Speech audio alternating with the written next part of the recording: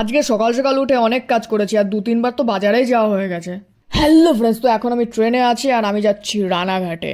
কেন যাচ্ছি, কি করতে যাচ্ছি সেটা একটু পরে জানতে পারবে। আর ট্রেনের মধ্যে ফাঁকা পুরো, আমি একাই যাচ্ছি যেন মনে হচ্ছিল। ট্রেন থেকে রানাঘাট স্টেশনে নামলাম, তারপর সোজা চলে গেলাম মিও মোড়ে।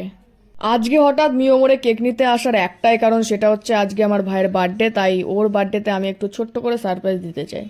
কেক নিয়ে সোজা চলে আসলাম স্টেশনের দিকে আর এখান থেকে মিক্সচার ছোলা মাখা খেলাম। উফ, দারুণ খেতে।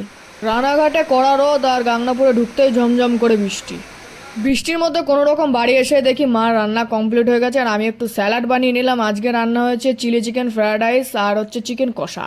রাত 8:30 অব্দি বৃষ্টি হয়ে চলেছে, কারেন্ট ছিল না, যার জন্য ঘরটাও ঠিক করে সাজানো হয়নি। আর এখন কোনো রকম কেকটা কাটা হবে। আমি যতটা পেরেছি ততটাই সারপ্রাইজ দেওয়ার ওকে চেষ্টা করেছি, আর মা হেল্প করেছিল যদিও। মিনি ব্লগটা ভালো লাগলে সবাই একটা লাইক করে দিও আর দেখা হচ্ছে নেক্সট ব্লগে।